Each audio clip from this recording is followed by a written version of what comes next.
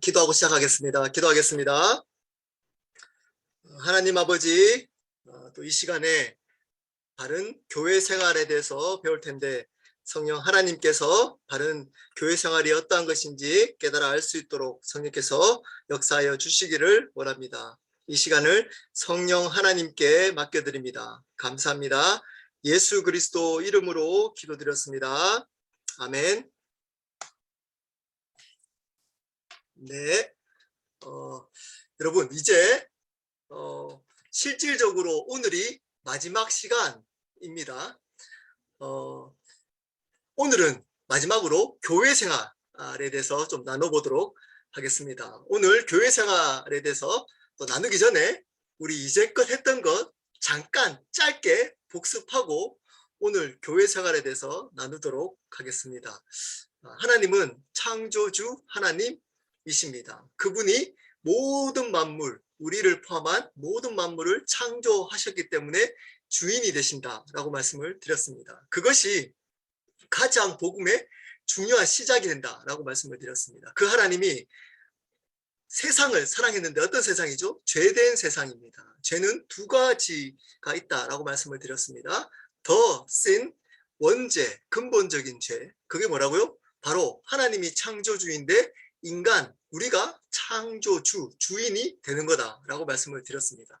이것으로부터 sins, 죄악들이 파생되었습니다. 죄악들, 이런 도덕적이고 윤리적인 죄들을 의미합니다. 이 죄악들을 회개해서 구원받는 게 아니고 원죄, 더 sin이 회개해서 구원받는 겁니다. 자, 죄인이라도 두 가지 모습이 있다 그랬습니다. 세상적으로 손가락질 받는 모습으로 도덕적이고 윤리적인 문제 또는 심각하게 범죄를 범해서 드러나는 죄인도 있지만 전혀 그렇지 않고 사람들에게 세상에게 인정받는 죄인도 있다 그랬습니다. 자기가 주인 되어도 사람한테 인정받을 수 있고 이 세상에서 성공할 수 있습니다. 지금 세상에서도 성공하고 존경받는 사람들 있지 않습니까? 그런 분들은 죄인이 아닌가요? 그들도 지옥에 떨어질 죄인이라는 겁니다. 왜냐하면 자기가 주인 된 것이 바로 원죄이기 때문입니다. 하나님이 주인이 아니고 내가 주인으로 살아가는 그것 때문에 지옥 간다고 말씀을 드렸습니다. 이런 죄인을 하나님이 사랑했는데 두 가지 방법으로 사랑했다라고 말씀을 드렸습니다. 십자가와 부활입니다. 십자가는 단번에 영원히 우리의 죄를 용서받은 사건이라고 말씀드렸습니다. 십자가 안에서 사랑과 그리고 공의가 이루어졌다라고 말씀을 드렸습니다. 사랑, 하나님의 십자가 사랑, 우리의 행위가 아니라 하나님의 은혜로 구원받게 된 거죠. 그리고 공의가 뭐라고 했죠? 심판하다에서 나왔다고 그랬습니다. 심판이 뭐라고요? 하나님이 함께 하지 않는 것이 심판이라고 말씀을 드렸습니다. 여러분, 하나님의 공의, 그것은 하나님이 함께 하지 않는 겁니다. 영원히 함께 하지 않는 것이 뭐라고요? 지옥입니다. 하나님의 공의가 선포되더라도 세상적으로 성공할 수 있을까요? 없을까요? 네, 있습니다. 여러분 착각하시면 안 됩니다. 하나님의 공의가 십자가를 통해서 이루어졌다고 십자가 안 믿는 사람이 심판받았기 때문에 뭐 잘못돼야지 이렇게 생각하면 오산입니다. 오산입니다. 왜냐? 공의, 하나님의 심판, 공의는 근본적인 공의가 뭐라고요? 심판의 의미가 뭐라고요? 하나님이 함께 하지 않는 자체가 심판이라는 겁니다. 함께 하지 않아도 이 세상의 방법으로 이 세상에 성공할 수 있습니다. 당연히. 잘 될 수 있습니다. 그래서 하나님의 십자가 사건은 하나님의 사랑과 공의가 이루어진 사건, 우리의 죄가 용서받은, 단번에 영원히 용서받은 사건입니다. 그것으로 끝나면 온전한 복음이 아니라 그랬습니다. 부활, 사흘 만에 부활한 사건. 예수 그리스도가 부활하셨기 때문에 그분이 누구죠? 하나님이신 거잖아요. 인간은 부활할 수 없잖아요. 하나님이시기 때문에 부활하셨습니다. 하나님은 어떤 하나님이라고 그랬죠? 창조주 하나님이라고 그랬습니다. 그럼 예수님이 어떤 분이시죠? 바로 창조주가 되시는 겁니다. 주인 되신 겁니다. 부활의 의미는 바로 그분이 주님이라는 겁니다. 주님. 부활이 바로 모든 사람들의 믿을 만한 증거라고 했습니다.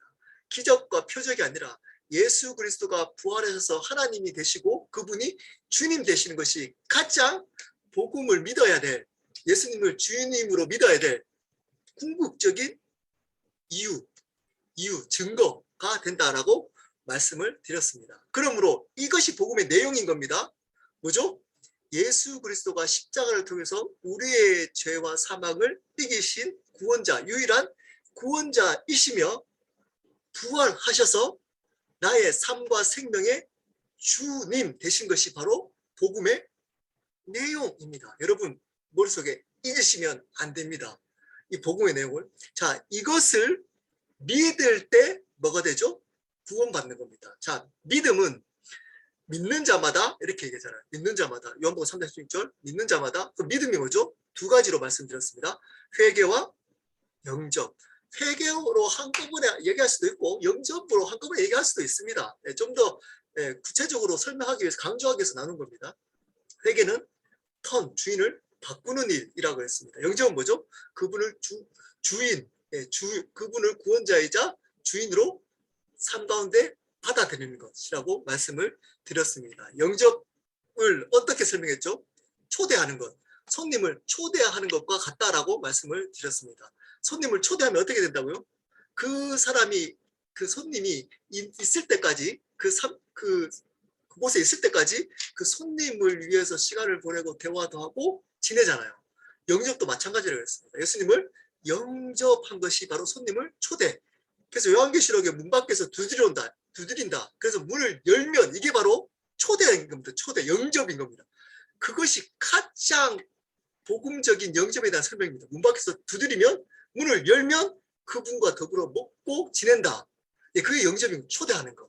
그래서 초대하면 그 초대했던 분을 위해서 계속 시간을 보내는 겁니다. 그분이 떠나갈 때까지, 그 손님이 떠나갈 때까지. 예수님은 우리에게 오시면 언제까지 안 떠나가시죠? 영원히 안 떠나가십니다. 그러므로 영원히 그분을 위해서 살아가는 것이 영접인 거예요. 그 결단이 영접이라고 말씀을 드렸습니다. 자, 그렇게 믿는 사람들, 영접한 사람들은 두 가지의 삶을 산다고 말씀을 드렸습니다. 첫 번째, 구별된 삶, 두 번째, 제자 삼는 삶. 구별된 삶을 여러분 어떻게 말씀을 드렸죠? 분별하는 삶, 분별한 거룩한 삶이라고 말씀을 드렸습니다. 하나님의 뜻을 분별하는 겁니다. 어떤 것이 하나님의 뜻인지를 분별하는 것. 그 두 번째는 거룩. 자, 거룩은 우리의 의지로 되는 것이 아니라고 저는 믿는다, 설명한다라고 말씀을 드렸습니다. 하나님께서 주인으로, 은혜로 주인 되심이 인정될 때만 거룩해질 수 있다. 비공유적 성품이라고 말씀을 드렸습니다. 그렇게 다르게 구별된 삶은 구분과 다르다고 했습니다. 구분은 분리돼서 사는 거지만 구별은 같은 공간에 다른 삶을 사는 겁니다. 그렇게 예수 그리스도를 주인으로 다르게 사는 삶을 구별된 삶. 그런 사람들을 또 만드는 삶. 그게 뭐냐고요? 제자 삼는 삶입니다. 제자 삼는 삶. 자기가 그러한 구별된 제자로 살고 옆에 있는 모든 사람들, 가족들, 친구들, 만나는 사람들, 교회 사람들을 그러한 구별된 제자 삼도록 살아가는 삶. 그 삶이 그리스도인의 삶이라고 말씀을 드렸습니다. 아주 심플합니다. 복잡하지 않습니다. 자, 오늘은 마지막으로 그리스도의 삶 중에 중요한 또 그 생활 중에 하나죠. 바로 교회 생활에 대해서 말씀을 드리겠습니다. 자, 교회 생활을 나누기 전에 제가 나누다가 혹시 이렇게 좀 강하게 얘기를 하다 보면 꼭 저희 교회가 그렇게 잘 또 살아가는 것처럼 오해할 수 있습니다. 저희 켈러 교회도 부족한 점이 있고 모든 교회는 부족한 모습이 있습니다. 연약한 모습이 있습니다. 모든 교회는 바르게 살려고 몸부림 다 칩니다. 거의 다 칩니다. 그렇기 때문에 여러분 우리 어떤 교회를 비판하거나 어떤 교회를 지적하기 위함이 아니고 우리 교회, 우리가 속해 있는 교회 또는 우리가 그런 교회로 만들어 가자는 취지에서 나누는 겁니다. 어떤 것이 바로 성경에서 말하고 있는 바른 교회 생활, 교회로 세워가는지에 대해서 나눠보도록 하겠습니다.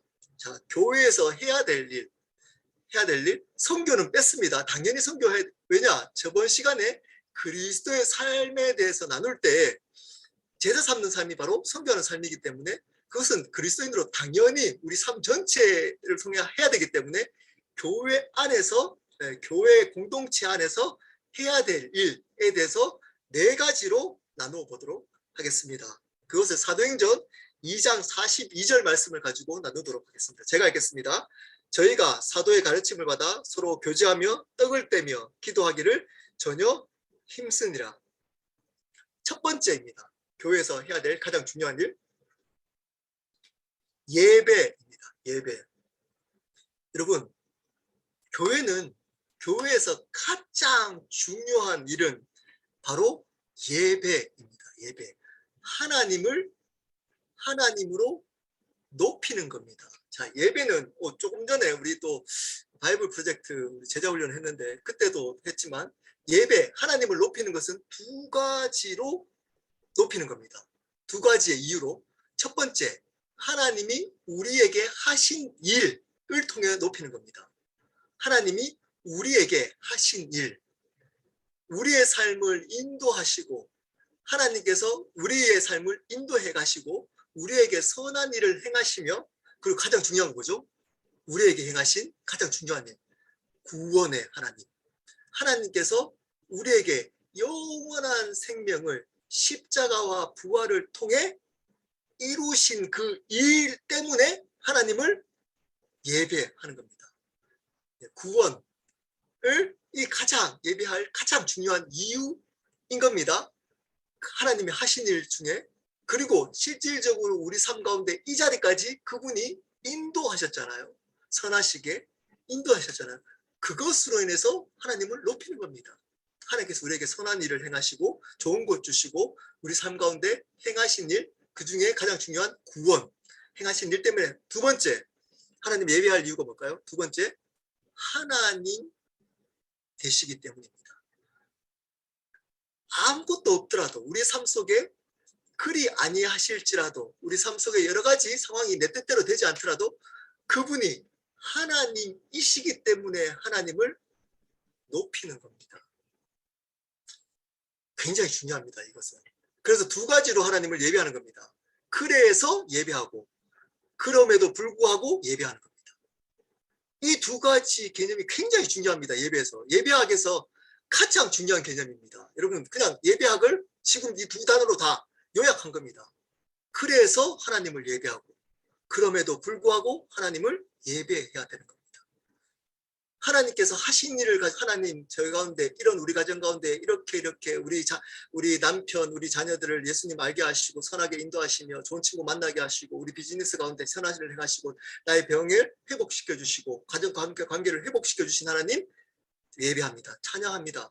하나님, 그 무엇보다도 나에게 구원의 감격으로 구원을 주신 하나님, 천국의 소망 가지고 살게 하신 하나님 찬양합니다.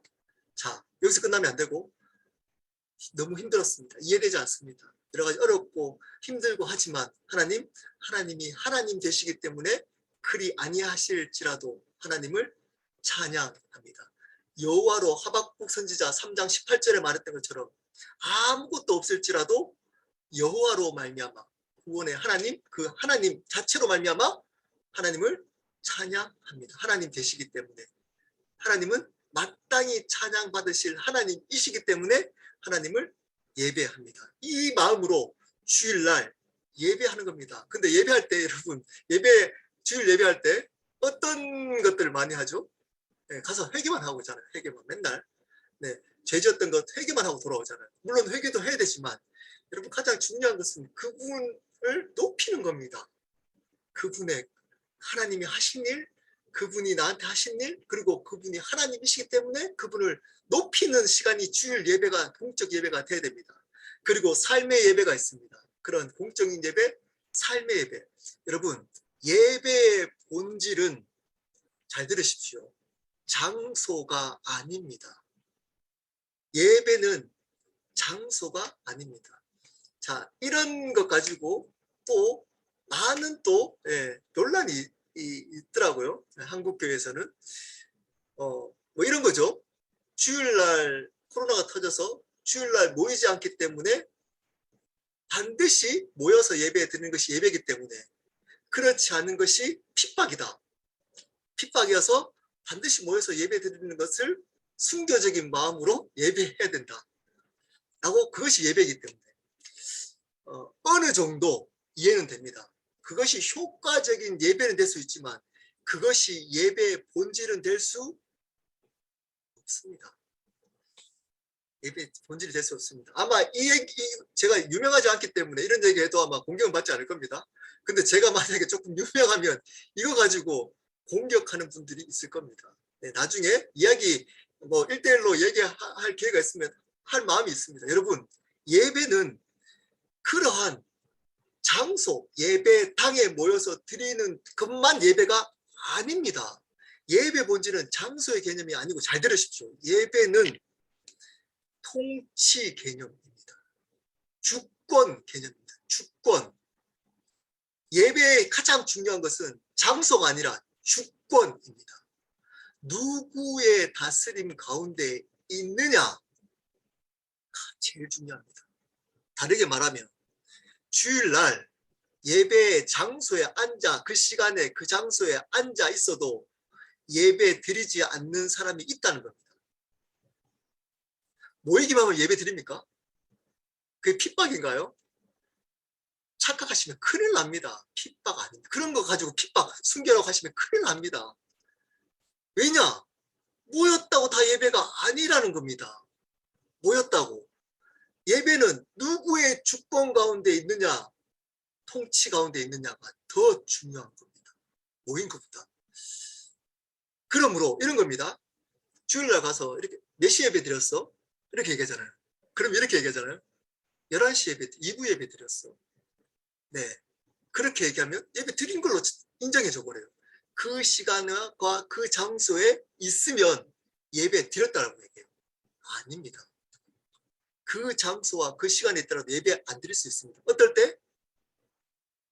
자기가 주권을 가지고 예배에 앉아 있을 때, 내 은혜, 내 생각, 오늘 목사님 설교 40분, 한 20분만 하지 무슨 40분을 저렇게 하지, 저 설교를 왜 저렇게 하지, 아니 찬양팀 오늘 목소리 연습 안 했나, 아니 찬양할 때 옷을 왜 저렇게 입고 있지, 이렇게 앉아 있잖아요. 예배 드렸을까요? 안 드린 겁니다. 앉아가지고 생각은 끝나고 나서 뭐 하지? 그리고 이번 일주일 동안 뭐 집사기 때문에 앉아 있긴 있는데 다른 생각은 앉아 있어요. 통치가 자기가 주권을 가지고 있어요. 예배 드린 것? 아닙니다. 어쩌면 30년 교회 생활해도 한 번도 예배 안 드린 사람이 있을 수 있습니다. 있습니다. 그러면 온라인으로 이렇게 지금 앉아서 예배 드리는 것이 예배가 아닌가요? 예배 효과적이지 않을 수는 있습니다. 이게 다르게 예배 드리지 않을 가능성이 있기 때문에 모여서 예배 드리는 게 더 효과적이고 더 좋은 거 맞습니다. 근데 이렇게 온라인으로 예배 드린다고 예배 아니다. 큰일 납니다. 왜냐? 여기에 하나님의 주권 가운데 이 자리에 있으면 이것이 예배인 겁니다. 이것이 예배 장소입니다. 성경은 이거를 끊임없이 로마서 12장 1절 2절에 얘기했잖아요. 합당한 예배는 내 삶을 전체를 드리는 삶의 예배, 공적인 주일 예배로 시작해서 우리의 삶의 예배까지 인도되는 모든 것이 예배인 겁니다. 예배. 어떤 예배죠? 이게 예배 될 수 있습니다. 그러므로 주일날 예배를 드리는 것만 예배가 아니고 어떤 것도 예배 될 수 있죠? 집에서 설거지하는 거 예배 될 수 있을까요? 없을까요? 있습니다. 하나님의 주권으로 하나님의 통치, 그분이 주인이시기 때문에 내가 설거지를 하고 있다면, 그냥 엄마이기 때문에 남편이 잔소리 안 듣기 위해서 내가 당연히 해야 될 것, 물론 그렇게 해도 좋은 거지만 내가 하나님이 맡긴 이 주부의 사명, 이 자리에 내가 하나님을 위해서 설거지를 하고 있다면 그 설거지는 예배가 될 수 있습니다. 왜냐? 예배는 장소의 개념이 아니고 주권, 누가 다스리냐에 있기 때문입니다. 이게 예배학에서 굉장히 중요한 개념입니다. 저희 아내가 사우스웨스턴에서 예배학 공부한 사람입니다. 네. 이 예배, 근데 한국 교회 안에서 이 예배의 개념이 너무 희미해져 있어요. 건물 중심입니다. 건물 중심, 장소 중심, 시간 중심. 그렇기 때문에 바른 예배가 세워지지 않기 때문에 하나님이 영광 받지 못하고, 그렇기 때문에 세상 가운데 손가락질 당하고 있는 겁니다. 모여가지고 자기끼리는 공적인 예배는 잘 드리는데 중요한 것은 삶의 예배를 예배로 잘 생각하지 않습니다. 모이기만 하면 당연히 예배라고 착각합니다. 모이기만 하면, 장소에 있기만 하면 그게 예배 드린 걸로 착각할 수 있기 때문에, 여러분, 그렇게 드리는 것이 예배가 아니고 하나님의 주권을 인정하고 그분이 하신 일, 그분이 하나님이시기 때문에 내가 하고 있는 그 일이 예배될 수 있습니다. 그 장소가 예배의 처소가 될 수 있습니다. 성전이, 예배당이 거룩한 곳이 아니고 거룩한 그곳이 성전인 겁니다. 성전, 예배당이, 성전이 당연히 거룩한 곳이 아니고 거룩한 그곳이 성전, 하나님을 예배하는 성전인 겁니다. 여러분, 이 개념으로 바뀌어지지 않으면, 이 바른 예배가 한국교회에 세워지지 않으면 계속 욕얻어먹을 수 있습니다. 계속 욕얻어먹을 수 있습니다. 이런 얘기 했더니 공격 엄청 하더라고요. 이런 얘기 했더니, 저는 몇 번 하지만 뭐 유명하지 않기 때문에 뭐 이런 얘기 해도 공격받지 않을 겁니다. 그리고 신학적으로 아무 문제 없습니다. 아까 얘기했지만 저희 아내가 예배학 박사 공부했던 사람입니다. 확인 다 한 겁니다. 이거 굉장히 중요한 예배에서 중요한 개념입니다. 근데 이게 없어요. 이 신학이 없습니다. 예배 신학이 없어요. 그냥 모이기만 하면 예배라는 거예요. 그 시간에 앉아 있으면 예배 드렸다는 거예요. 많이 건물에 많이 모이면 거기에 하나님 영광 받으신다. 큰 예배 모여가지고 막 드리면 그렇지 않습니다. 그렇지 않습니다. 여러분, 예배 드리는 사람이 예배자가 아니고 예배자가 예배를 드리는 겁니다. 예배를 드리는 사람이 예배자가 아니고 예배자가 예배를 드리는 겁니다. 예배의 삶과 예배는 분리될 수 없습니다. 잘 기억하십시오. 이 예배가 교회 안에 있어야 됩니다. 이 바른 예배가 교회에 일어나야 하는 겁니다. 두 번째입니다. 성경 공부입니다. 어느 순간 목사가 교회의 주인이 되어 버렸습니다.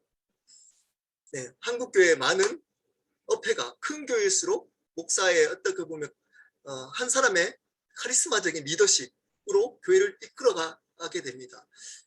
굉장히 능력 있는 분들이 많으시죠. 그리고 하나님의 역사가 그 안에도 분명히 있습니다. 구약시대에도 그런 한 사람을 세워서 하나님께 인도하셨던 그런 리더십이 있기 때문에 그 자체를 부정하지는 않습니다. 근데 문제는 그렇게 인도한 그 사람이 주인이 되어버린 것이 문제입니다. 통로로만 있는 게 아니고 중보자, 브릿지로만 있는 게 아니고 그 사람에게 딱 멈춥니다. 이걸 뭐라 그러죠? 노빼무상. 제가 이거 가지고 저희 교회에 2번 정도 설교한 적이 있는 것 같습니다. 노빼무상이 뭐죠? 이겁니다. 처음에 이 노뱀을 보고 하나님 원망하던 이스라엘 백성들이 살았습니다. 하나님께서 살려주셨습니다. 노뱀을 달아가지고 그것을 보면 다 살았습니다. 그래서 이스라엘 백성들은 그 노뱀을 중요시 여겼습니다. 그것을 통해 뭘 알았죠? 하나님을 기억하는 수단이었어요. 노뱀 보면서 하나님이 우리를 살려주셨어, 구원해 주셨어. 그래서 노뱀을 통해 하나님을 예배했습니다. 하나님을 기억하고 하나님 예배했습니다. 근데 어느 순간 노뱀 자체가 우상이 되어버린 겁니다. 히스기야가 왕이 되는 순간 노뱀을 부숴버렸습니다. 저는 이 한 가지 때문에 히스기야를 좋아합니다. 어쩌면 그때 당시에 이스라엘 백성에게 그 노뱀은 가장 중요한 국보 1호였을 수도 있습니다. 즉 우리나라 말하면 남대문을 없애버리겠다. 그러면 어떨까요? 백성들이 아마 반발이 심하기 때문에 참모들이 하지 마십시오. 그러면 큰일 납니다. 근데 히스기야는 왕이 되자마자 그거를 없애버렸어요. 그냥 노뱀, 불이 노뱀이다 라고 하면서 없애버렸어요. 왜 그랬을까요? 이겁니다. 노뱀을 보고 하나님을 예배해야 되는데 노뱀 자체가 우상이 돼버리고 스탑 되고 있습니다. 노뱀을 통과해서 하나님을 기억해야 되는데 노뱀에게 멈춰버린 겁니다. 우리가 노뱀이 있어. 노뱀. 노뱀 대단해. 노뱀 보고 감격한, 그냥 이게 어쩌면 지금 교회의 모습일 수 있습니다. 목사님이 노뱀 무상이 된 겁니다. 목사님을 통해 하나님을 만나고 하나님을 높여야 되는데 목사님을 높입니다. 스탑 돼버렸습니다. 통과하지 못합니다. 목사님 말이 하나님 말씀이에요. 목사님이 이야기하는 것이 다 하나님의 뜻이 되어버렸습니다. 이게 우상입니다. 우상. 그래서 교회도 어떻게 하나요? 세습하잖아요. 이렇게 얘기하면 세습합니다. 어떻게 세습하죠? 우리 안에는 아무 문제가 없습니다. 우리 안에는 아무 문제, 우리 교회 사람들이 그까지 불만 없는데 왜 밖에서 불만입니까? 이게 아무 문제가 없나요? 그럼 이게 아무 문제, 우리 교회라는 거잖아요. 우리 교회라는 거죠. 주인이 우리라는 거잖아요. 교회 주인이 우리인가요? 교회 주인이 하나님인데 우리가 문제였기 때문에 교회 그렇게 해도 된다는 거잖아요. 하나님이 되지 않고 있습니다. 교회 주인. 이게 뭐죠? 우상인 거죠. 죄송하지만 그곳에는 하나님의 바른 은혜가 있을 수 없습니다. 있을 수 없습니다. 죄송하지만 그런 교회에서는 될 수 있으면 나오십시오. 그러한 곳에는 하나님의 은혜가 있을 수, 만약에 그러한 내가 주인이다. 근데 하나님이 수단되고 있던 그 교회는 그것은 신앙 얘기보다는 종교일 수 있습니다. 자기만의 종교. 여러분, 그것은 아닙니다. 자, 그건데 왜 성도들이 그렇게 목사님을 이렇게 할까요? 성경 공부가 제대로 되지 않았기 때문입니다. 말씀이 제대로 들어와 있지 않기 때문입니다. 말씀을 제대로 이해하지 못해요. 분별할 수 있는 기준이 목사가 아닙니다. 말씀입니다. 말씀. 근데 말씀의 주도권을 목사만 가지고 있으니까 그걸로 목사님이 더 잘 아시겠죠. 신학 공부도 하시고 공부도 많이 했기 때문에 당연히. 근데 알아도 안 것을 얘기할 수도 있지만 그 안 것이 아니고 자기의 욕망이나 자기의 뜻을 이야기할 수도 있을까요? 없을까요? 목사님? 있습니다. 당연히 있죠. 근데 그럴 때 아멘 해야 되나요? 그거는 주의 종을 비판하고 주의 종을 그러면 죽어야 되는 거예요. 구약시대처럼 주의 종을 비판했기 때문에 죽나요? 저는 그렇게 생각하지 않습니다. 저도 주의 종, 여러분도 주의 종. 똑같은 주의 종입니다. 역할이 다를 뿐이라고 생각합니다. 역할.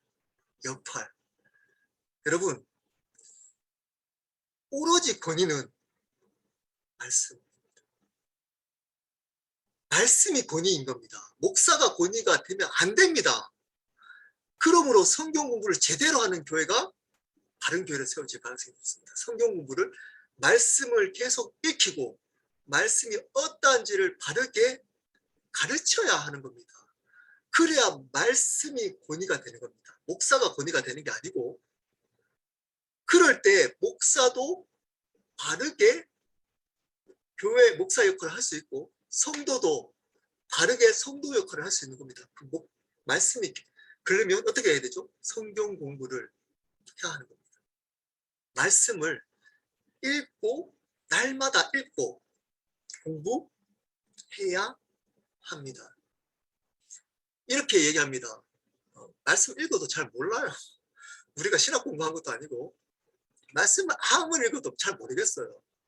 그럼 읽어야 할까요? 말씀을? 잘 모르는데? 네, 읽어야 합니다. 왜냐하면 말씀은 당연히 모를 수 있습니다. 배경이 없기 때문에. 근데 말씀은 우리의 지식, 우리가 가지고 있는 이성으로만 이해되는 책이 아닙니다. 그냥 일반 책하고 달라요. 성령께서 만드시고 성령님이 깨닫게 해주시는 책인 겁니다. 그러므로 성령님을 의지하면 그 사람 수준에 맞도록 하나님이 깨닫는 은혜를 주실 겁니다. 신학 공부한 목사의 수준으로 하나님께서 말씀하시고, 여러분은 여러분 수준대로 말씀해 주실 거라고 믿고 읽어야 되는 겁니다. 말씀 읽으셔야 됩니다. 말씀 읽으셔야, 강조하고 강조해도 지나치지 않습니다. 여러분, 말씀을 매일 읽으십니까? 아니면 주일에만 털고 깨끗하게 이렇게 성경책 옆에 끼고 가는 도공입니까? 가끔씩 이것도 숨기더라고요. 지하철에 이렇게 숨기다가 교회 딱 앞에 가면 이제 꺼내가지고 이제 가거나, 한 번도 성경책 읽지 않다가 그리고 주일날만 한 번 딱 보고 분별할 수 있을까요? 하나님의 뜻을. 목사님이 권위를 가지고 막 사기쳐도, 다른 말 해도 아멘 할 거잖아요. 아멘. 여러분, 성경 공부하는 교회가 되어야 되는 겁니다. 성경 공부를 강조하는, 말씀을 강조하고 말씀 읽으라는 것을 강조하는 교회가 바른 교회인 겁니다. 예배를 바르게 드리고 말씀 성경 공부를 바르게 하는 거게. 세 번째, 교제입니다. 여러분, 끝나고 나서 저희가 교제 나눔을 하잖아요. 나눔 모임을 하잖아요. 이게 뭐죠? 이게 바로 교제입니다. 여러분, 교제는 예배만큼 중요합니다. 성경 공부만큼 중요합니다. 그냥 막 만나가지고 뭐 애들 얘기하고 이런 게 교제가 아니고, 교제를 통해 생명이 일어나는 겁니다. 생명이. 교제. 하나님과의 관계를 하는 사람들은 반드시 다른 사람들과의 관계에서도 하나님 관계가 드러나도록 했습니다. 이걸 뭐라 그러죠? 교제입니다. 교제. 하나님의 관계를 드러내는 것이 뭐라고요? 교제인 겁니다. 교제. 근데 이 교제를 안 하고 예배만 드리고, 자기는 예배를 다 드려, 주일날 예배만 딱 드리고 뭐 교제 하나도 안 하고 자기는 신앙생활 잘한다. 절대 못합니다. 절대 이래서는 신앙생활 제대로 할 수 없습니다. 반드시 공동체 안에서 바른 교제를 해야 하는 겁니다. 서로에게 중보자가 되고 서로에게 생명, 하나님과 관계를 흘러보내는 관계로 있어줘야지 바른 교회가 되는 겁니다. 이 교제가 풍성한 교회, 이 교회가 바른 교회입니다. 서먹서먹하고. 그렇기 때문에 큰 교회 분들은 조심하셔야 됩니다. 큰 교회 다니시는 분들은 그냥 예배만 편하게 저 구석에서, 찝찝하니까 예배 안 드리면 찝찝하니까 예배는 드려야겠고, 조그만 교회 가면 자꾸 뭐 이렇게 시키고 뭐 이러니까 그냥 큰 교회 가서 예배만 드리고 온다. 말씀도 좋고, 목사님 말씀도 좋고, 큰 교회 목사님이니까 말씀도 좋고 예배도 좋으니까 예배만 드리고 오면 그게 바른 교회 생활 아닙니다. 반드시 그렇더라도 소그룹에 가서 교제 모임을 해야 바른 교회 생활을 하는 겁니다.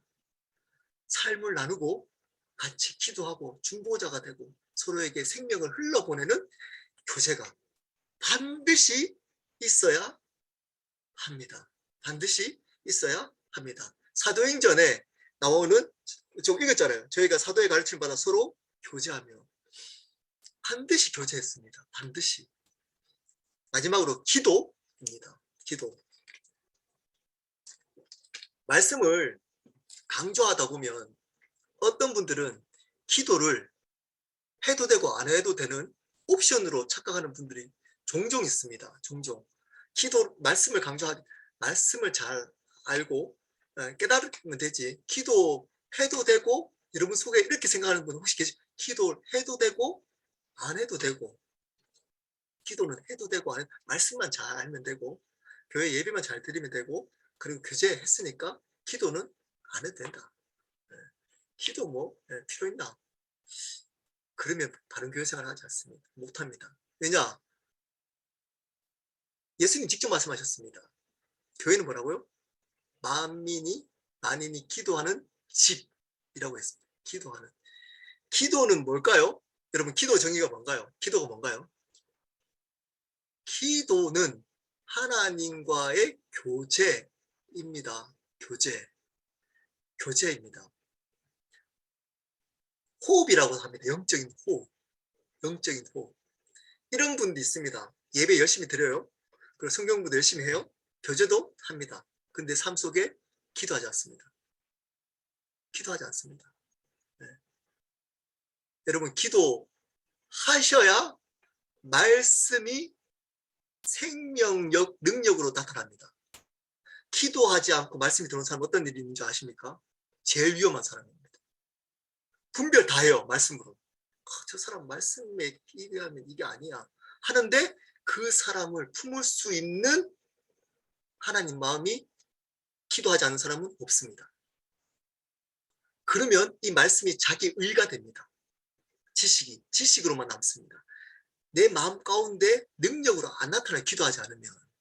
교제하면 어떻게 될까요? 기도하지 않는 사람 교제하면 어떤 일이 있을까요? 교제하고 나서 판단해요. 알고 보니까 저렇네. 네, 저렇네. 그리고 그 사람을 중보해 주겠다 그러고 중보 안 해요. 그냥 똑같이 그냥 그게 자기의 어떤 한풀이죠. 한풀이로만 교제 몸에 있습니다. 성경 발도 어떻게 될까요? 기도하지 않는 사람들이 지적 만족을 충족시키면 그냥 깨달음 이런 뜻이었구나 말씀. 이런 걸로 감격해요. 지적 만족. 마음으로 안 와요. 지적으로 만족해놓고 집에 가서 싸워요. 남편하고 아내하고. 기도하지 않으면. 왜냐? 이것이 능력으로 나타내지 못합니다. 능력으로 안 나타나요. 기도하지 않으면. 기도는 영적인 호흡이고 교제이기 때문입니다. 하나님과. 이런 사람이 있어요. 앉아서 기도하려고 그러니까 잠아요. 기도하면 한 5분만 하면 자요. 기도해야 될까요? 네, 기도해야 됩니다. 자더라도. 5분 하더라도 기도는 반드시 시간을 정시기도, 무시기도 두 가지가 있습니다. 성경에서 말하고 있는 시간을 정해놓고 다니엘처럼 시간을 정해놓고 반드시 기도해야 됩니다. 예수님도 시간을 정해놓고 했어요. 새벽 미명에 습관적으로. 그래서 새벽 기도 우리나라가 생긴 거잖아요. 예수님 그렇게 했기 때문에. 여러분 시간을 정해놓고 정시기도를 하시는 분들이 무시기도를 하는 겁니다. 이런 분이 있습니다. 정시기도 안 하고 무시기도 하면 됐지. 여러분 정시기도 하는 사람이 무시기도를 제대로 할 수 있습니다. 정시기도 안 하는 사람이 나는 무시로 기도한 핑계입니다. 여러분 무시로 기도하지 않고 어떻게 기도한다 그래놓고 딴 생각해요. 그냥 자기 생각을 하면서 기도하는 거 착각합니다. 기도는 훈련이고 기도는 노동입니다. 노동. 반드시 여러분 기도 훈련이 돼 있어야 됩니다. 티 다 납니다. 티 짧을 때는 안 날 수 있어요. 한 3년까지는 안 날 수 있어요. 3년 딱 넘어가면 티 다 납니다. 기도하지 않는 사람들은. 어떨까요? 첫 번째입니다. 기도하는 사람들은. 말씀의 감격이 사라집니다. 말씀이 안 들어와요. 목사님 설교가 안 들어온다니까. 말씀에 반응이 없어요. 구원의 감격이 없어요. 제일 문제 뭘까요? 영혼을 봐도 하나님 마음이 안 일어나요. 영혼을 봐도 그냥 뭐 그럴 수 있지. 뭐 너는 불교, 뭐 내 삶, 너 삶 따로 이렇게 안 일어나요. 기도하지 않는 사람들. 근데 머릿속은 지식은 있어요. 그래서 이 말은 잘해요. 뭐 토론하거나 얘기하면 하나님 어떤 분이고 뭐 이런 분이고 얘기 잘해요. 근데 감격, 말씀이 들어오는 것, 또 영혼을 볼 때 하나님의 마음, 네, 긍휼한 마음 없습니다. 없어요. 가장 두드러진 특징입니다. 가장 기도하지 않는 사람들. 기도하는 사람들은 부족해 보일 수도 있습니다. 옆에서 보면. 네, 어떨 때는 똑같이 연약해 보일 수 있어요. 근데 결정적일 때 드러납니다. 기도하는 사람들은. 어떻게 드러날까요? 하나님의 은혜가 머물러 있습니다. 그 사람이. 하나님의 은혜가 그 삶 속에 머물러 있어요. 여전히 부족하고 넘어지고 실수하게 보이는데도 하나님의 은혜가 떠나지 않습니다. 떠나지 않습니다. 기도하십시오. 여러분 시간을 정해놓고 기도하지 않으십니까? 제가 제 얘기 조금만 하겠습니다. 제가 우리 이렇게 분들한테 잘 얘기하지 않지만 저는 3시간을 채우려고 합니다. 기본적으로 기도를. 어떤 방식이든 이거는 제 율법이 되기 싫어서 나누지 않습니다. 제가 어떤 방식이든 3시간을 기도를 채우려고 합니다. 어떤 방법으로도. 제가 그냥 찬양을 하든 그냥 머물러 있든 말씀을 읽든 뭐 다른 방법으로 설교를 듣고 있든 하나님 앞에 머물러 있는 시간들을 될 수 있으면 3시간을 채우려고 합니다. 하루에 정시기도를 채우려고 합니다. 왜일까요? 이거는 제 율법이 아닙니다. 그냥 날 살기 위한 몸부림입니다. 몸부림. 이런 겁니다. 이렇게 얘기하면 기도를 길게 한다고 하나님 응답을 하나요? 잘 들어보십시오. 기도를 길게 하면 하나님께서 응답 잘하나요? 아닙니다. 기도를 길게 한다고 하나님 응답하는 거 아닙니다. 아닙니다. 근데 잘 들어보십시오. 하나님과의 교제가 깊은 사람들은 반드시 기도를 길게 합니다. 근데 기도를 왜냐? 그 자체가 은혜이기 때문입니다. 그 자체가 은혜인 걸 알기 때문입니다. 길게 한다고 응답받기 위해서 기도 길게 하는 사람은 자기가 주인인 겁니다. 하나님과 교제가 깊어지고 그분과 관계에서 무조건 어떤 일이든 승부를 봐야 된다. 그분과의 관계 문제다라고 하는 사람들은 반드시 기도를 길게 합니다. 길게 할 수밖에 없습니다. 왜냐? 그렇지 않으면 여러분 그 하나님의 뜻을 다르게 알 수 없습니다. 잠깐 5분 앉아가지고 하나님 제가 하나님 자기에게 시큰해놓고 하나님 말씀하거나 하는 마음 주려고 그러는데 가버려요. 얘기 다 했으면 알아서 해주십시오. 그리고 사람을 의지합니다. 상황을 보거나 사람을 의지해서 결정해버립니다. 어떤 것들을 할 때. 그리고 은혜로 하나님께서 인도하시겠죠. 어떤 부분에서. 근데 문제는 뭘까요? 반드시 시행착오를 거칩니다. 울퉁불퉁합니다. 울퉁불퉁. 여러분 기도하십시오. 시간을 정해놓고 하십시오. 5분이라도 10분이라도. 그리고 늘리십시오. 시간을. 계속 시간을 늘리십시오. 그리고 무시기도 하십시오. 나머지 시간 무시기도 있을 때. 그래야 바른 기도를 할 수 있습니다. 그리고 어떤 일이 있으면 여러분 기도로 문제를 해결할 수 있어야 됩니다. 어떤 일이든 기도로 나의 문제를 해결해낼 수 있어야 됩니다. 사람의 어떤 관계나 사람에게 있는 질문이나 환경을 통해서 아는 게 아니고 하나님과의 기도를 통해서 하나님께 응답받을 수 있어야 됩니다.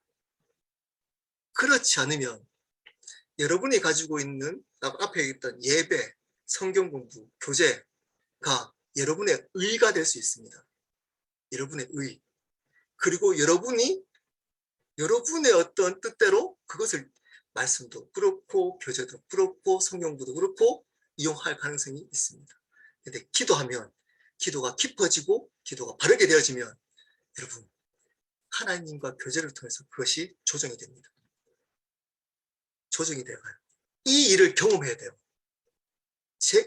기도 깊이 하고 기도를 해본 사람 이게 무슨 얘기인지 압니다. 그렇지 않으면 쉽지 않습니다. 반교회 생활. 그래서 사실은 한국 교회가 새벽 기도에서 억지로 기도를 시키는데 저는 또 거기에 대해서는 또 뭐 말이 있습니다. 그건 나중에 또 나눌 때.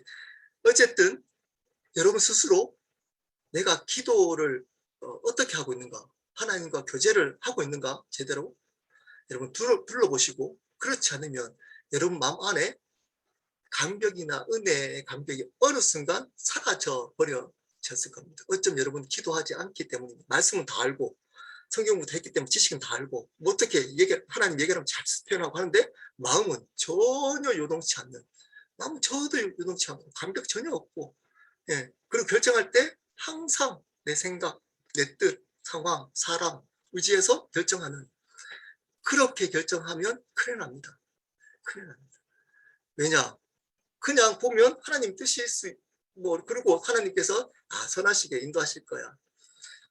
라고 둥구스름하게 할 수 있습니다. 하지만 여러분, 기도 통해 하나님 관계 속에서 반드시 인도받을 수 있어야 교회가, 또는 여러분이 교회잖아요. 다른 교회로 세워갈 수 있고 교회 생활을 할 수 있습니다. 그러므로 교회는 기도하는 사람들이 일어나야 되는 겁니다. 기도하는 사람들이, 계속 기도하는 사람들이 많이 일어나야 그 교회가 바른 교회로 인도될 수 있습니다. 이 네 가지를 교회에서 바르게 해야 됩니다. 바른 예배, 바른 성경 공부, 바른 교제, 그리고 바른 기도 할 때 바르게 교회가 세워지고 바른 교회 생활을 할 수 있습니다. 이 네 가지를 여러분 다 바르게 열심히 참여하십시오. 그래야 바른 교회 생활을 할 수 있습니다. 그래야 여러분 바른 삶을 살아갈 수 있는 겁니다. 자, 특징, 바른 교회의 특징 이렇게 하려고 하다가 사실은 제가 다른 교회, 장로교회나 감리교회나 사실 순복음교회나 이런 교회 제가 교회론을 공부하지 않고 사실 침례교 교회론만 공부했기 때문에 그냥 침례교회 특징이라고 쓴 겁니다. 그리고 저희 새로운 삶이 저희 교회에 또 새로 오신 분들 위한 또 교제이기 때문에 저희 교회가 침례교회이기 때문에 이런 침례교회의 특징들을 바르게 이런 부분을 세워가면 바른 교회가 될 거다라고 해서 이 침례교회 특징을 적어봤습니다. 여러분 조금 다를 수 있어도 장로교회 계신 분들, 또 감리교회 계신 분들, 성결교나 또 순복음교회 계신 분들 좀 다를 수 있습니다. 교회론이 다르기 때문에. 근데 제가 생각하는 침례교회 교회론을 근거로 제가 바른 교회가 무엇인지를 좀 나누도록 하겠습니다. 네. 첫 번째입니다. 바른 교회의 침례교회 바른 교회의 특징은 최고의 권위가 성경입니다. 목사가 아닙니다. 성경입니다. 그러므로 침례교회는 말씀 공부를 강조하고 말씀을 강조합니다. 왜냐하면 거기 그 말씀이 성경이 최고의 권위가 되기 때문입니다. 그러므로 목사가 해야 될 가장 중요한 역할은 말씀을 바르게 전하고 설교하고 가르치는 겁니다. 말씀을 제대로 가르치고 그리고 전하는 겁니다. 성경이 최고의 권위입니다. 흔들리지 않는. 두 번째입니다. 교회 회원의 자격입니다. 멤버십이라고 하죠. 멤버십. 교회마다 이제 오면 이제 교회의 성도로 인정하는 멤버십이 있잖아요. 그냥 교회 왔다 갔다 하는 분 말고 교회 멤버십, 이제 교회 회원이다라고 하는 자격입니다. 예수님을 구주로 영접한 사람입니다. 구원자이자 주님, 구주로 영접한 자입니다. 이게 가장 중요한 자격이 돼야 됩니다. 모든 교회는. 이게 어떤 교회는 11조 내는 분들, 또는 어떤 새로운 삶을 새가족 훈련을 받으신 분들, 그리고 어떤 이제 과정을 수료한 분들, 아마 그 안에 대부분 이제 구원을 확인시켜주는 그런 분명 프로그램이 있을 겁니다. 근데 종종 그런 게 아니고 새가족 훈련 때 교회 생활을 어떻게 하고 우리 교회는 어떤 특징이 있고 이런 것만 소개하는 교회가 있습니다. 거기에 조금 조심해야 될 부분이 있습니다. 반드시 교회는 어떤 분이 오셨을 때 반드시 구원을 확인해야 됩니다. 확인해야 됩니다. 마태복음 16장 18절입니다. 또 내가 네게 이르노니 너는 베드로라. 내가 이 반석 위에 내 교회를 세우리니 음부의 권세가 이기지 못하리라. 이 반석, 베드로가 고백했던 주는 그리스도시요 살아계신 하나님의 아들이십니다. 이 고백 여러분 들어봤잖아요. 네. 베드로가 이 고백 위에 교회를 세우겠다는 겁니다. 주는 그리스도 구원자, 구원자, 기름 부은 자, 구원자이시고 살아계신 하나님의 아들. 하나님의 아들 개념은 아들을 뭐라 그러죠? 하나님의 본체, 하나님이라는 겁니다. 그분이 하나님이라는 겁니다. 그분은 구원자이자 하나님. 복음이잖아요. 복음. 구원자이자 하나님. 하나님 뭐죠? 주인, 주님. 창조주. 구원자이자 주인으로 믿는 고백 위에, 믿는 믿음 위에 교회를 세우겠다. 다른 말로 그럴 때 교회다. 그럴 때 교회라는 겁니다. 그렇지 않고 그냥 이 구원을 확인하지 않고 그냥 교회 열심히 다닌다고 만약에 멤버십을 줘버리면 그것은 교회이기보다는 사교 집단이 될 수 있습니다. 종교 집단이 될 수 있습니다. 그러므로 반드시 교회 회원의 자격은 그 교회의 헌신도는 나중에 따져야 되고 직분 줄 때 반드시 이 사람이 구원이 바르게 됐는가, 예수 그리스도를 구원자이자 주님으로 영접한 사람이 맞는가 라는 것을 확인해야 하는 겁니다. 그래야 성령께서 교회에 역사할 수, 바른 교회에 역사할 수 있는 겁니다. 핵심 가르침은 침례교회를 의미합니다. 침례교회론 만인 제사장입니다. 만인 제사. 베드로전서 2장 9절입니다. 그러나 너희는 택하신 족속이요 왕같은 제사장들이요 거룩한 나라요 그의 소유가 된 백성이니 이는 너희를 어두운 데서 불러내어 그의 기이한 빛에 들어가게 하시니에 아름다운 덕을 선포하게 하려 하심이라. 여러분, 만인 제사장 들어보셨나요? 만인, 모든 믿는 자는 뭐라고요? 제사장이라는 겁니다. 구약에는 특별한 레위 지파에 속해 있는 사람들을 택해서 제사장을 세웠습니다. 그래서 주의 종이라고 하잖아요. 조심스럽게 다룹니다. 그렇게 의미를 그렇게 안 쓰는 분도 있기 때문에 다 비판하는 건 아닙니다. 그러므로 그 목사님을 주의 종이라고, 목사님만 주의 종이라고 하는 것은 이 기준으로 보면 옳지 않습니다. 옳지 않습니다. 목사님만 주의 종이 아니고 여러분들도 주의 종입니다. 만인 제사장, 만인 주의 종, 다 주의 종이라는 겁니다. 이게 침례교의 핵심 교리입니다. 교리. 그러면 목사나 성도가 뭐가 다르냐? 네, 똑같습니다. 근데 역할이 다른 겁니다. 역할. 하나님 앞에서는 또 이렇게 목사 위에 있고 밑에 장로, 그다음에 뭐 안수집사 이렇게 있는 게 아니고 똑같이 있는데 역할이 다르고 그 역할 말씀을 맡은 사람이기 때문에 존중하고 세워주는 겁니다. 단지 수준은 목사님이 더 영적인 수준이 높을까요? 네. 뭐 우리 교회만 봐도 알 수 있잖아요. 네. 전혀 그렇지 않습니다. 전혀 그렇지. 목사가 더 낮을 수 있어요. 영적 수준이.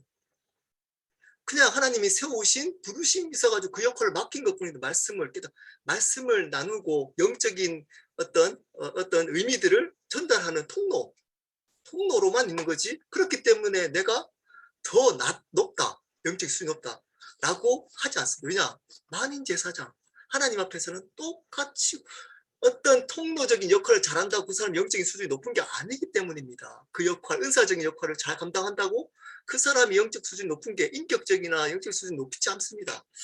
저도 저희 교회 한 지금 2년 7개월 있어 보니까 제 수준을 딱 냉정하게 따져보면 평강이 정도, 평강이하고 비스무리한, 어떨 때는 좋았다가 어떨 때는 평강이 정도였다가 인 것 같아요. 딱 고. 근데 목사하고 있잖아요. 그러면 그런 사람이 목사 잘할 수 있을까요? 네, 잘할 수 있습니다. 하나님의 소명을 바르게 알고 그 소명에 따라서 내가 그 소명을 따라서 인정하고 살아가면 네, 잘할 수 있어요. 내가 그런 사람이구나 라고 겸손하게 하나님 앞에 지금도 바뀌어가려고 몸부림치면, 여러분, 모든 사람들은 주의 종입니다. 성경의 가르침인 겁니다. 그러므로 이겁니다. 목사님, 만약에 우리 지금 켈러 교회 같았으면 제가 이렇게 얘기할 겁니다. 저한테 주의 종 이렇게 하지 마십시오. 우리 목사님 하지 마십시오. 왜냐하면 그렇게 말해놓고 여러분들은 주의 종처럼 안 살려고 할 수 있기 때문입니다. 그래놓고 목사님은 주의 종처럼 살고 나는 그렇게 못 삽니다. 목사님만 대신 살아주시고, 그렇게 해서 하나님 뜻을 대신 이루어주시고 저희는 서포트만 할 겁니다. 이렇게 하면 안 된다는 겁니다. 모든 평신도도 주의 종처럼 살아가야 됩니다. 역할만 다르고, 직장에서 주의 종으로 살아가야 되는 겁니다. 저는 교회에서 주의 종으로, 그 다음 직장에서, 가정에서 주의 종으로 살아가야 되는 겁니다. 이게 핵심 가르침입니다. 직분입니다. 침례교는 목사와 집사 두 가지밖에 없습니다. 장로나 뭐 감독도 뭐 있죠. 여러 가지 안수 집사님은 있지만 안수 받은 집사, 집사하고 목사밖에 없습니다. 이거는 침례교의 특징이기 때문에 넘어가도록 하겠습니다. 목사와 집사. 그리고 구조는 개교회주의와 회중주의입니다. 개교회주의. 침례교는 교단이 없습니다. 교단. 그러니까 교단에서 각 지역 교회에 컨트롤하지 않습니다. 장점과 단점이 있습니다. 장점과 단점. 장점이 뭘까요? 그러면 그 교회 안에 하나님께서 그 교회만에 부어주신 은혜로 목회할 수 있습니다. 목사님들이.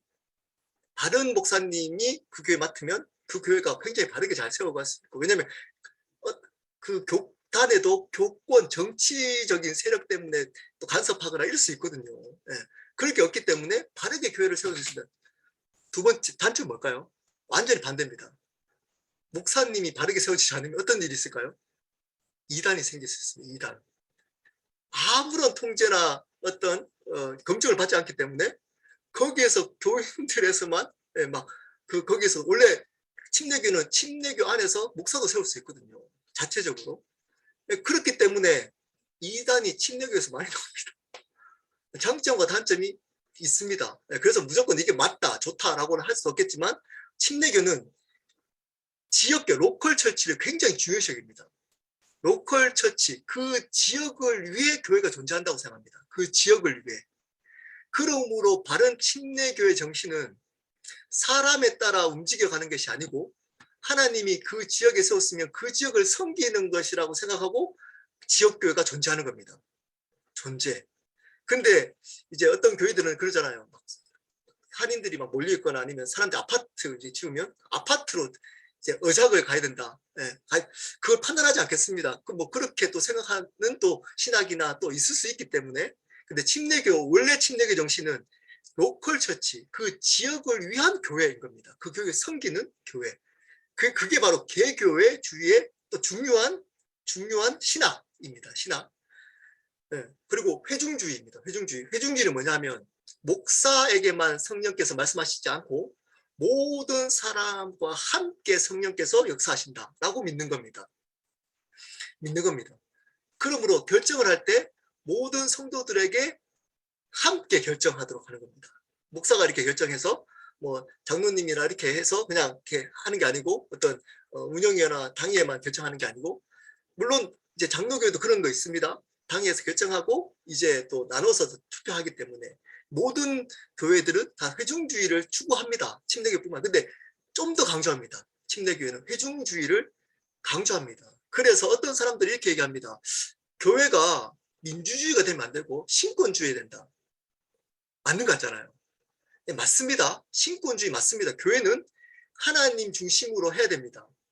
그렇기 때문에 여러분, 한 사람에게 권력을 집중시키면 안 됩니다. 집중시키면 하나님께만 권력이 있기 때문에 사람의 한 사람에게만 권력이 주어지면 안 됩니다. 무슨 말인지 이해되나요? 그렇기 때문에 다수결이 제 생각에는 가장 좋은 신권주의라고 저는 생각합니다. 이런 얘기 사람마다 틀리기 때문에 누가 맞다, 이게 제가 맞다라고 하지 않겠습니다. 사람은 부족할 수 있고 연약할 수 있기 때문에 어떤 사람에게 권력을 몰아주고 신권주의라 그러고 그 신권주의를 대변하는 사람의 권력을 한 사람으로 둬버리면, 목사나 한 사람 둬버리면 타락하기 가장 위험한 신권주의가 될 수 있습니다.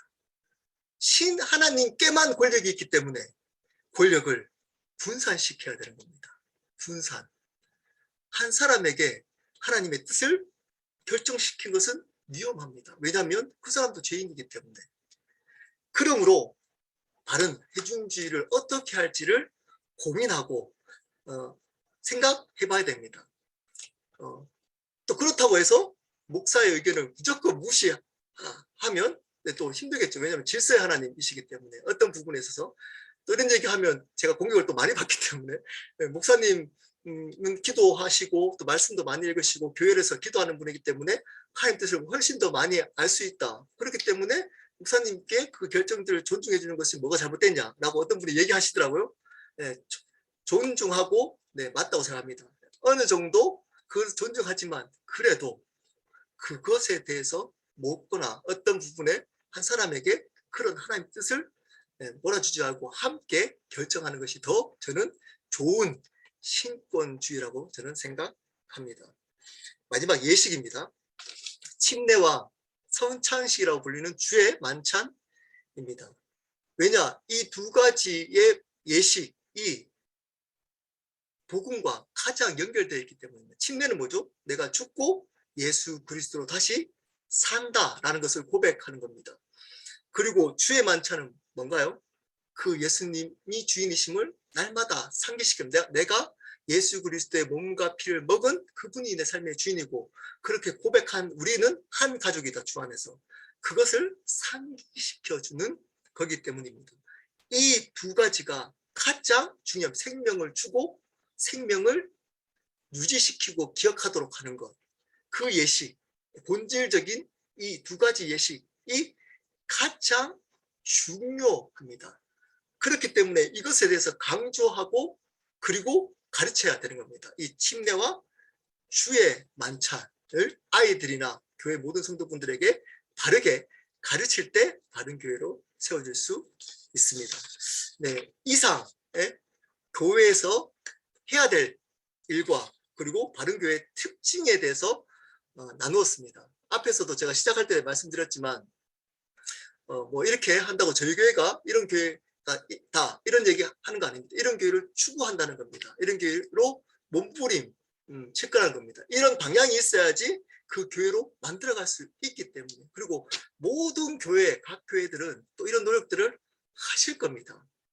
그러다가 여러분들이 그렇지 않는 모습들을 봤을 때 여러분이 먼저 그런 교회가 되어줬으면 그런 교회 생활을 해 주셨으면 좋겠습니다. 본이 되는 교회 생활 그리고 본이 되는 교회의 모습을 보여주셨으면 좋겠습니다. 네, 우리 이제 모든 새로운 삶의 내용은 끝났습니다. 8주죠, 8주 동안 또 함께 해주셔서 감사합니다. 아마 여러분들이 또 기억하는 부분도 있겠지만 아마 또 새롭게 또 들으실 분들은 영상을 올려놨으니까 또 하나씩 들으셨으면 좋겠습니다. 우리 함께 기도하고 마치도록 하겠습니다.